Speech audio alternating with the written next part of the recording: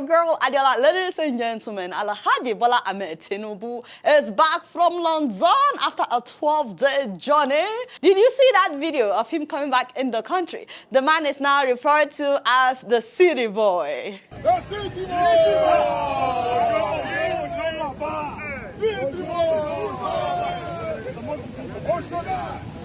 As in, this election has been the most interesting. All kinds of nicknames from Emiloko to Eba, Gari, Dodo, you know, and now City Boy. There is no dull moment with my father. So the question is, have the enemies of progress been put to shame? Just as predicted by my father, that is Uncle FFK, Femi Fani Kayode. The man had written on Twitter that all the enemies of progress will be put to shame. All those wishing Tinubu unwell, that they will all be put to shame. For some reason, though, Nigerians did not skip a beat to remind Uncle FFK of all the times that he himself had abused Tinubu, including all his tweets where he was yabbing Tinubu. But more importantly, they reminded FFK of when he said he would rather die than join APC. So Uncle FFK is back in APC. But back to Tinubu. Before the man came back from London, a lot of drama happened, which I think we should still talk about. Because all these things make me realize Nigerians have no fear of God at all, and they have no respect. First of all, the hashtag "Where is Tinubu" started trending when my father did not show up at the signing of the National Peace Accord on Thursday, only to be represented again by his running mate Alhaji Kashim Shettima. Yeah, welcome to this program. But guys, instead of Nigerians to show concern or pray for Alhaji Tinubu, that was how they started circulating this post. Father, they started circulating this poster. You know, people declaring Tinubu missing. I was like, I better alone now. He may be in London receiving medical treatment. All kinds of speculations. Hey, baby, you know, although to be honest, this is not the first time. He was also missing during the Nigerian Bar Association conference. Where once again Alhaji Shettima represented him. But you know, instead of people speculating, all they needed to do, by the way, was ask my father here. Where is your presidential candidate, Bola Ahmed Tinubu? Asiwaju Bola Ahmed Tinubu is in London. What's he doing in London? Exactly. What's he doing in London? He cannot rest in Lagos. They will not let him rest. So he came into Abuja most of the time. They will still not let him rest.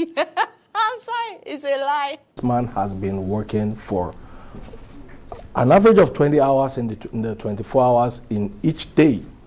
So reasonable people thought, okay, you need to leave this country because they will not let you rest. Wow. I'm sorry. He said reasonable people, you see? Because some of you are not reasonable. Thank God that we have reasonable people advising my father, Jari. Okay, so first of all, who are these people?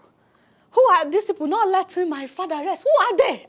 It's as if every time Tinubu wants to go inside his room to lay down, you know, take a nap. These enemies of progress, they keep locking his shirt, saying, "Oh God, you cannot rest. So no way."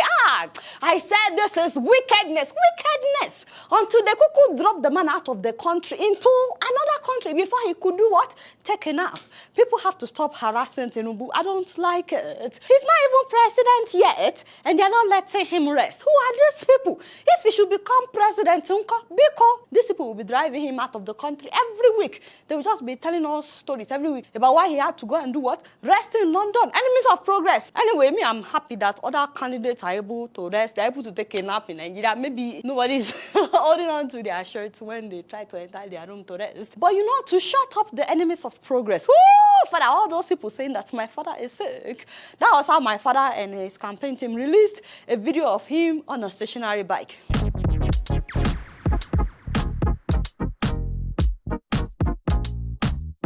Wahoo, you see?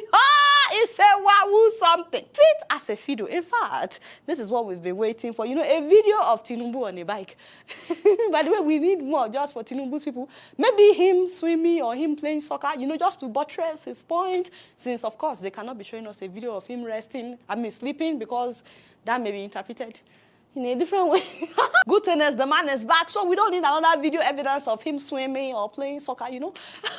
But when the bike video came out, instead of Nigerians to say, oh, so he went to London to bike in peace, that was how they started posting videos of themselves on a stationary bike, playing the same music that my father played, making fun of my father.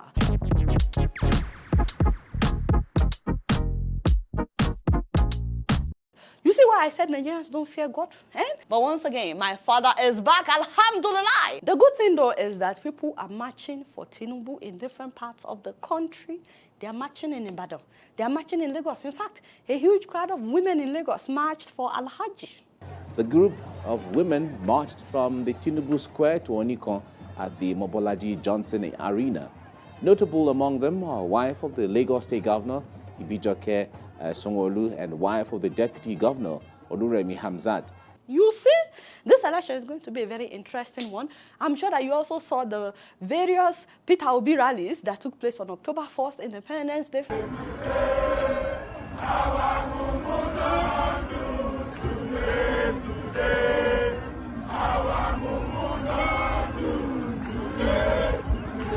That's a huge crowd. My people, in fact, a newly married couple joined the Abuja rally.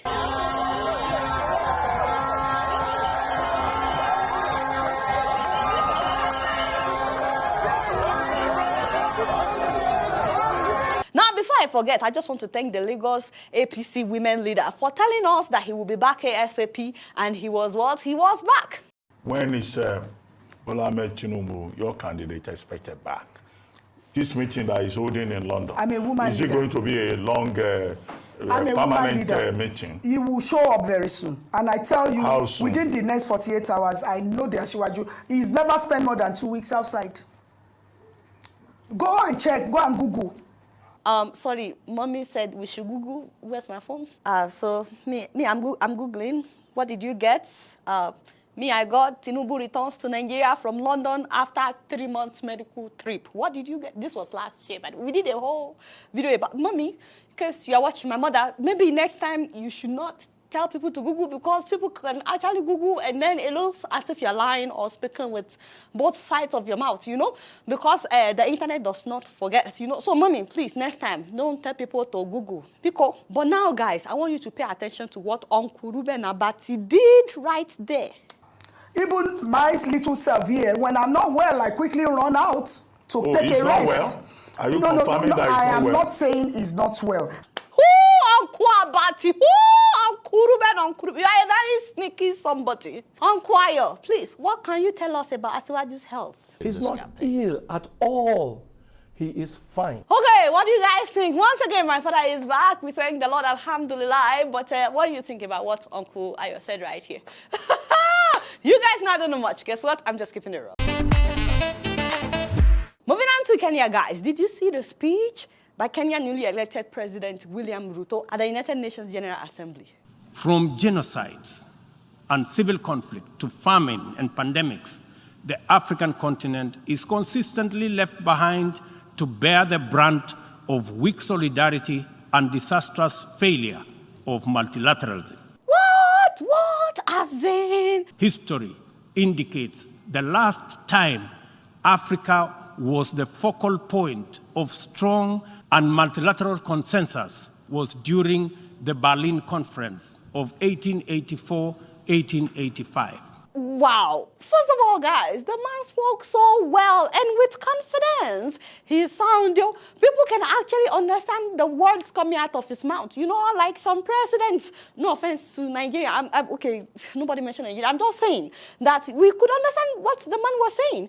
And then he challenged the big powers to have an equal playing ground when it comes to how they deal with Africans. It is immoral to administer interventions through frameworks that are anchored on fundamental inequality. A just and inclusive world order cannot be spearheaded by a United Nations Security Council that persistently and unjustly fails the inclusivity criterion. Wow. And then he also spoke about the pandemic and how it was handled because some people were obviously prioritized ahead of Africans. The failure of multilateralism during crisis, which relegate the people of Africa outside the cycle of moral consideration and normalizes humanitarian neglect and other casual injustices, are failures of humanity. Preach! Nothing about Africa, and I say nothing about Africa or its people makes it acceptable for this type of failure to persist